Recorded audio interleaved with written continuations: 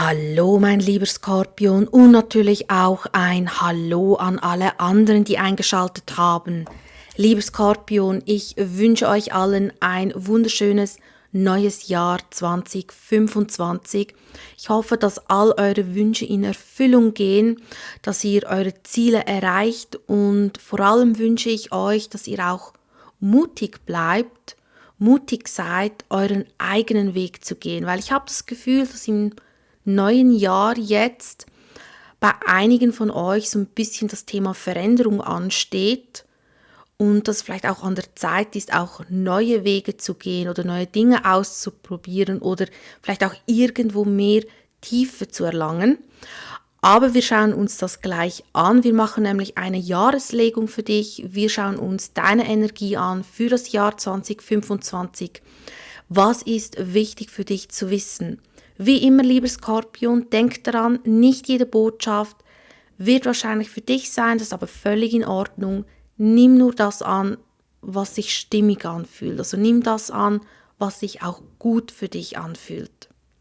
Ja, lieber Skorpion, dann würde ich sagen, starten wir doch gleich. Lieber Skorpion, dein Jahr 2025. Lieber Skorpion, dein neues Jahr. Was solltest du wissen? Was solltest du hören? Was darfst du dir vielleicht zu Herzen nehmen, lieber Skorpion? Hier haben wir das Stopp, wir haben Loslassen. Ja, es ist ein bisschen die Energie von, auch mit der 13, so ein bisschen die Energie von einer Türe möchte sich jetzt schließen, weil es an der Zeit ist. Die Frage ist einfach, bist du bereit dafür? Weil es möchte sich eine neue Tür öffnen, habe ich das Gefühl. Wir schauen mal, lieber Skorpion, loslassen. Die Vergangenheit loszulassen scheint eine Herausforderung zu sein, doch gleichzeitig ist sie etwas Befreiendes. Deine Engel werden dir helfen, höher zu fliegen als je zuvor. Ein Ende kündigt immer einen Neuanfang an. Erlaube dieser Situation, dich zu einem Leben voller Freude zu führen. Verändere dein Leben, indem du deine Denkweise veränderst. Ja, ich weiß nicht, ich habe irgendwie das Gefühl, es ist etwas in der Luft bei dir. Ganz stark das Gefühl. Also ich merke auch, dass Pluto ist ja dein Planet und Pluto ist momentan auch im Sternzeichen Wassermann. Und Wassermann möchte halt nach den Sternen greifen, Veränderung angehen, Visionen leben, mehr sich selbst sein, aber nicht nur für sich, sondern auch vielleicht etwas für andere tun. Und ich sehe einfach, dass das Ganze ein großes Thema ist, dass vielleicht wie ein alter Teil von dir oder vielleicht auch ein Glaubenssatz, oder es kann auch eine Hemmung sein, dass das jetzt wie freigegeben werden darf und dass das auch ein bisschen ein Thema ist, weil es scheint so, als möchtest du irgendwo dich entfalten, sei das beim Thema Liebe oder beim Thema Beruf, aber es braucht wie, es ist eine Art, ja, es ist wie eine Art Stolperstein, was losgelassen werden darf, und das Thema begleitet dich schon länger. Es kann auch ein Glaubenssatz sein, also finde selbst für dich heraus, was darfst du ablegen. Vielleicht welche Gewohnheit tut dir nicht gut oder welche festgefahrenen Muster tun dir nicht gut oder wo bist du wie festgefahren. Weil ich glaube, du fühlst es wahrscheinlich auch, dass es an der Zeit ist, weiterzuziehen oder eben loszuziehen, erst recht. Und die Karte möchte ich dazu ermutigen, dass du dich getrauen darfst. Also sehr eine gute Karte. Schauen wir mal weiter. Lieber Skorpion, was ist wichtig für dich 2025? Wir haben 3 Karten. Wir haben Orientierungssuche. Es kann sein, dass du vielleicht ab und zu im neuen Jahr vielleicht gewisse Zweifel hast oder dass du vielleicht wie einen Moment schnell innehalten musst und dich umorientieren oder nochmals frisch orientieren musst, um sicher zu gehen, dass du auf dem richtigen Weg bist oder sicher zu gehen, ist das wirklich das, was du möchtest. Und das ist auch gut so. Also nimm dir die Zeit, und du merkst, dass sich der Weg plötzlich so anfühlt wie den Wald vor lauter Bäumen nicht mehr sehen, dann halt schnell an und orientiere dich nochmals. Einfach kurz innehalten. Ich habe das Gefühl, es ist sehr, sehr wichtig für dich. Oder es ist ja wie wenn du einen Weg gehst, wo du noch nie warst und du bist zu Fuß und dann holst du vielleicht Google Maps und dann musst du auch schnell schauen, wo bin ich überhaupt bei Google Maps, auf welcher Seite oder in welche Richtung schaue ich gerade. So ein bisschen so nehme ich wahr. Sehr wichtig, egal was dein Thema ist. Schwert des Magiers, auf den eigenen Zauber vertrauen, auf deine innere Stimme vertrauen, vor allem auch in deine Fähigkeiten nehme ich wahr. Du darfst deine Wahrheit sprechen, du darfst deine Wahrheit leben. Es ist auch ein bisschen mehr an der Zeit, dass du das mehr machst. Also wirklich mehr Vertrauen haben, auch in dich selbst, dass du die richtigen Entscheidungen triffst. Wir haben noch Zusammenkunft, die Macht der Gemeinschaft. Hier haben wir wieder ganz stark Wassermann-Energie, weil Wassermann ist auch das Sternzeichen der Gemeinschaft, würde man vielleicht im ersten Augenblick nicht unbedingt denken, aber es ist tatsächlich so. Das heißt, hier sich auch mit Menschen verbinden, die die gleiche Energie leben wie du. Du musst nicht alles alleine machen, vielleicht auch gewisse Dinge mit jemand anderes machen oder dich austauschen. Also es ist ganz, ganz wichtig, nicht nur im stillen Kämmerlein, sage ich jetzt, bleiben. Also geh auch hinaus, verbinde dich mit Menschen, die dir gut tun, die gleiche Ziele haben im Leben. Ja, die dir einfach ein gutes Gefühl geben. Das ist sehr, sehr wichtig, weil es gibt dir auch noch so ein bisschen Inspiration, habe ich das Gefühl. Und vielleicht hast du dadurch auch oder erlangst du dadurch auch wie eine Art neue Perspektive oder du siehst etwas, was wie in einem toten Winkel war, was du nicht gesehen hast, und durch Verbindungen mit Menschen siehst du das eben. Wir schauen mit dem Tarot. Lieber Skorpion, dein Hauptthema, deine Hauptenergie, die dich das ganze Jahr über am stärksten begleitet. Was kommt immer wieder zurück? Welches Thema? Skorpion, welches Thema? Wir haben 7 der Münzen.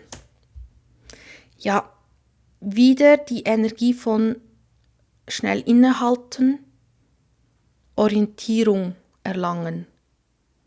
Richtiger Weg oder muss ich eine Abzweigung nehmen? Oder bin ich wieder in einem alten Muster? Das nehme ich ganz stark wahr bei dir. Es ist nicht ein klassisches Stop and Go, aber es ist wie vorwärts gehen und kurz innehalten, um zu orientieren. Das ist sehr gut. Ich habe das Gefühl, das ist genau das Richtige. Also stress dich nicht, wenn du das Gefühl hast, du möchtest das tun und du hast ein schlechtes Gewissen oder du hast das Gefühl, das ist doof. Es ist nicht doof. Ich habe das Gefühl, es ist eben genau richtig. Weil 7 der Münzen, was dich ganz stark begleitet, ist wirklich das Thema, lohnt es sich? Verschwende ich meine Zeit? Es kann auch sein, dass es um Entscheidungen geht, weil ich sehe einfach so eine Energie von Sorgfältigkeit, als möchtest du etwas dieses Mal ein bisschen anders machen. Vielleicht hast du in der Vergangenheit zu schnell oder zu impulsiv gehandelt oder eben zu lange gewartet oder gar nicht entschieden, und dieses Mal möchtest du es wie bewusster machen. Das heißt, wenn du jetzt zum Beispiel Single bist und auf der Suche bist nach Liebe, sehe ich, dass du vorsichtig bist und ganz genau auf die Finger schaust und ganz klar abwägst. Lohnt es sich, dort Zeit zu investieren oder nicht? Können Früchte entstehen oder ist das eher nur heiße Luft? Das Gleiche auch beim Thema Finanzen und Thema Beruf. Lohnt sich diese Weiterbildung oder eben nicht? Lohnt sich diese Zusammenarbeit vielleicht mit jemandem? Oder ist das nur Zeitverschwendung? Lohnt sich diese Diskussion? Es ist wirklich alles so, als möchtest du mega viele Dinge optimieren, habe ich das Gefühl. Du möchtest das Beste herausholen und du schaust immer wieder, ob es sich lohnt. Und ich sehe ganz stark, dass sich bei dir in diesem Jahr, dass hier irgendetwas am Wachsen ist, dass etwas bekommt ganz stark Wurzeln. Und ich habe auch das Gefühl, es nimmt Form an, also eine Art Baum, aber es sind noch die Früchte, es dauert wie noch ein bisschen, aber du bist wie vor dem Ziel, eine Art, ja, stehst wie vor dem Ziel und du hast die Chance, dass du kurz vor dem Ziel bist. Wenn du dich getraust, natürlich diesen Weg auch zu gehen, oder du hast immer einen freien Willen. Schauen wir mal, warum 7 der Münzen, 8 der Stäbe, ja, du schaust ganz genau auch auf die Kommunikation, auch Informationen sammeln, Zeichen wahrnehmen, dein inneres Gefühl wahrnehmen. Auch wenn es vor allem auch um Finanzen geht, also wenn du investieren möchtest oder so, sehe ich, dass du ganz genau schaust. Und ich glaube, das ist genau das Richtige. Du sagst nicht sofort ja, du sagst aber auch nicht sofort nein. Du machst dir dein eigenes Bild. Ja, das ist das richtige Wort. Du machst dir dein eigenes Bild und versuchst auch nicht so voreingenommen zu sein, sondern wirklich dein eigenes Bild zu machen. Und das ist ein Thema, was auch wichtig ist für dich, dass du dir das so ein bisschen zu Herzen nimmst, dass du dir erlaubst, dir immer wieder ein eigenes Bild zu machen, nicht voreingenommen zu sein. Vielleicht warst du in der Vergangenheit zu voreingenommen oder vielleicht auch zu vertrauenswürdig, kann ja auch sein. Und dann hast du vielleicht schlechte Erfahrungen gemacht. Und dieses Jahr soll es etwas anders werden. Schauen wir mal, was für Herausforderungen kommen auf dich zu? Welche Herausforderung, wo oder mit was wirst du konfrontiert? Wir haben mit dem Gericht, das Gericht, Bube der Schwerter, 10 der Münzen, oha, aber 9 der Schwerter noch.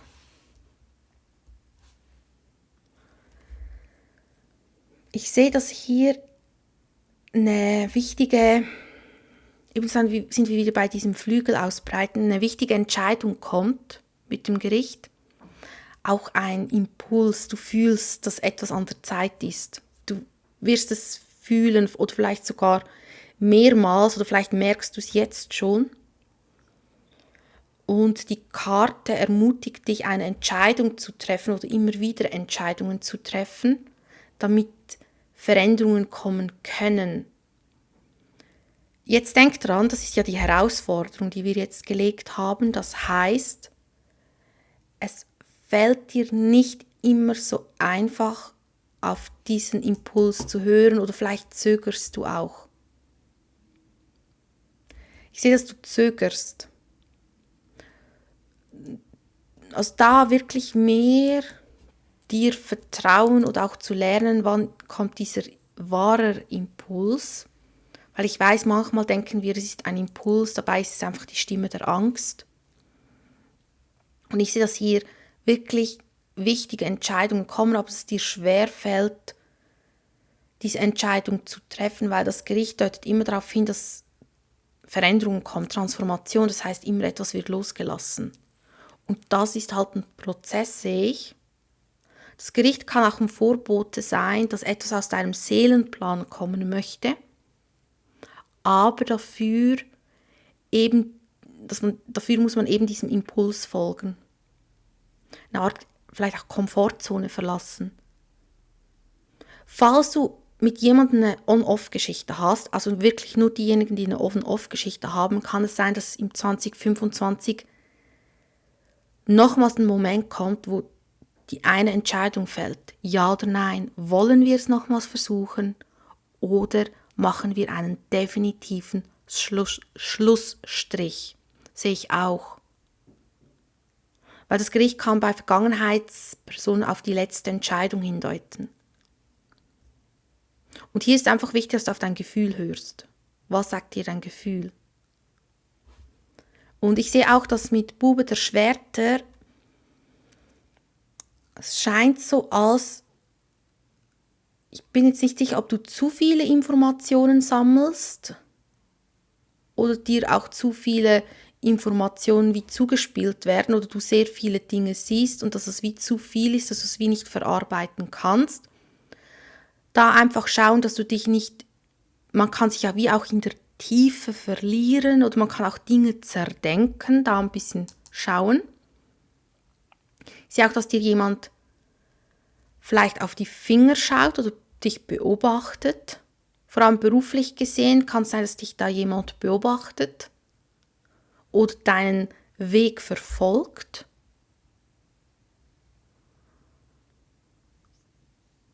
Ich sehe aber auch, dass hier möchte wie eine Art Erfolg kommen. 10 der Münzen deutet auf Erfolg hin, auf Fülle.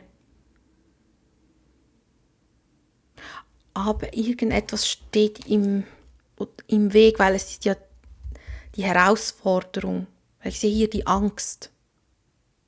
Ein Trigger könnte kommen. Schauen wir mal. Das Gericht. Warum das Gericht, Skorpion? Warum das Gericht? Ja. Wahrheit. Vertrau auf die Wahrheit. Nicht die Wahrheit verbiegen. Wichtig. Kommunikation. Immer kommunizieren, nicht einfach nur annehmen. Das ist wirklich ganz wichtig. Ich sehe nämlich, dass du zwischen den Zeilen lesen kannst. Vor allem ganz stark, also Skorpion kann das sowieso, die haben eigentlich eine Begabung dafür. Aber in diesem Jahr besonders, vertraue auf diese Fähigkeit, dass du zwischen den Zeilen lesen kannst. Ja, ich sehe aber auch, dass die Informationen oder vielleicht auch das, was du zwischen den Zeilen liest, dass dich das verunsichert, dass du das wie nicht richtig verarbeiten kannst oder vielleicht auch annehmen kannst, hat vielleicht etwas mit der Vergangenheit zu tun, eine Vergangenheitserfahrung und dass das ein Trigger ist. Kann eine Situation sein, dass du Angst hast, dass eine Situation aus der Vergangenheit sich vielleicht wiederholt, weil du eine gewisse Information bekommen hast, wirst du vielleicht daran erinnert. Aber lass dich da nicht beirren, nimm einfach die Information wirklich mal neutral an. Also verlier dich nicht in der Suche, ganz wichtig. Es kann auch sein, dass du unbewusst nach etwas suchst, also unbewusst auf die Suche gehst nach diesem Trigger, weil du Angst hast, dass es unerwartet kommt.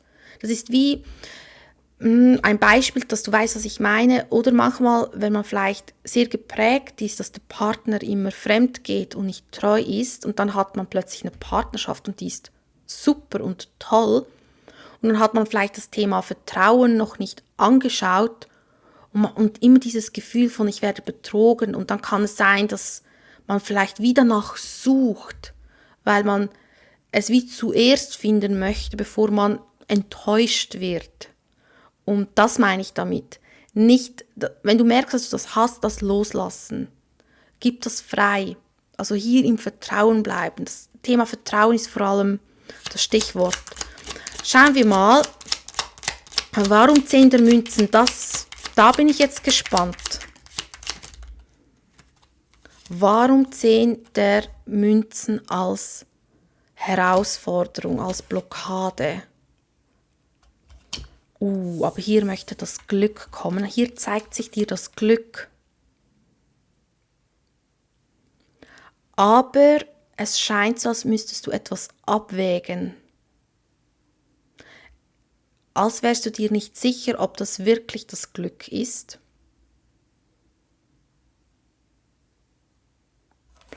Als wärst du dir nicht sicher, warum 2 der Münzen, warum?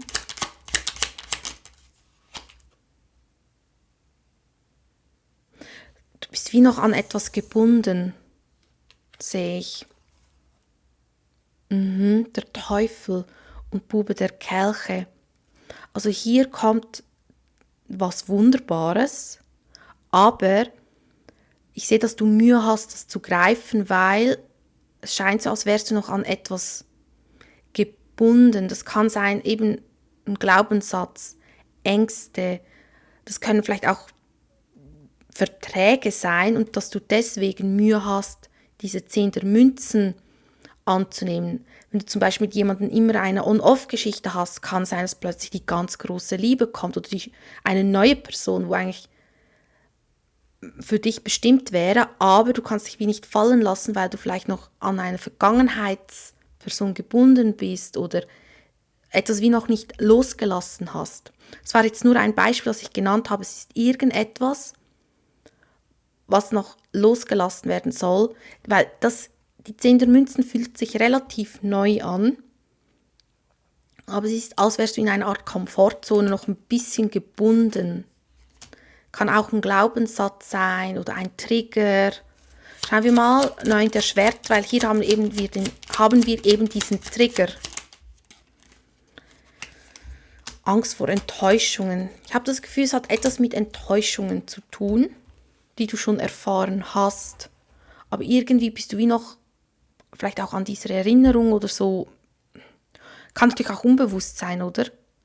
Weil ich sehe, dass hier ein großer Wunsch liegt mit dem Stern und dass sich hier eine Möglichkeit ergibt. Dafür musst du aber wie Vertrauen haben auf deinen inneren Impuls. Aber es fällt dir nicht so einfach. Also hier darfst du wirklich so ein bisschen auch erkennen, wo möchtest du dich nicht von Dingen lösen, um eben diese 10 der Münzen anzunehmen? Wo suchst du vielleicht unbewusst Gründe? Oder was hemmt dich davor? Also nimm das einfach im Verlauf vom Jahr bewusst wahr, wenn Chancen oder Begegnungen deinen Weg kreuzen. Und ich sag's nochmals, eben dieses Innehalten und sich neu orientieren, ich habe das Gefühl, das ist so wie der Schlüssel für dich. Dass du eben auch erkennst, wo verlierst du dich in etwas, auf eine Suche, wo verlierst du dich und gibst vielleicht etwas nicht frei, unbewusst. Schauen wir mal, was ist denn der Rat, Skorpion? 3 der Münzen. Ich sehe, dass Gespräche sehr wichtig sind, klare Kommunikation, ganz, ganz klare. Auch wenn es halt mehrere Gespräche sind, Kommunikation ist das A und O. Dass man sich nicht falsch versteht, dass man nicht aneinander vorbeiredet, sei das mit Geschäftspartnern, Arbeitgeber, in der Familie, Partnerschaft. Ganz klare Kommunikation, scheue keine Kommunikation und sprich Themen an. Sehr wichtig. Suche auch nach Informationen. Vielleicht ist das auch eine Blockade, dass du manchmal vielleicht auch keine Hilfe annehmen möchtest, um eine Information zu finden oder um eine Gewissheit zu haben, weil du vielleicht Angst davor hast, dass sie dir jemand überbringt und da möchtest du sie vielleicht lieber selbst finden. Also hier ganz klar schauen wir noch, was liegt im Schatten, was möchte sich dir zeigen, hast du aber gar nicht auf dem Schirm. Ja, neuer Weg. Eben stark die Energie der Veränderung liegt bei dir. Und ich glaube, es ist auch Zeit dafür bei irgendeinem Thema. Und das Gericht deutet schon darauf hin, dass es auch Zeit ist für Transformation. Erkenne, was du noch wirklich festhältst. Es kann sein, dass du jetzt vielleicht sagst, ja, ich habe alles losgelassen, ich halte doch nichts fest von der Vergangenheit. Sei mal achtsam im Verlauf vom Jahr. Welche Erinnerungen kommen immer wieder zurück? Und finde heraus, was ist so ein bisschen dieser Kern dieser Erinnerung. Kann sein, dass genau das eben das ist, was du wie freigeben darfst oder wie fein sein damit. Oder dass es dich einfach nicht mehr, energetisch beschäftigt, so meine ich es. Ja, liebe Skorpion, das waren die Karten. Ich wünsche dir alles Liebe und alles Gute und bis zum nächsten Mal. Ciao.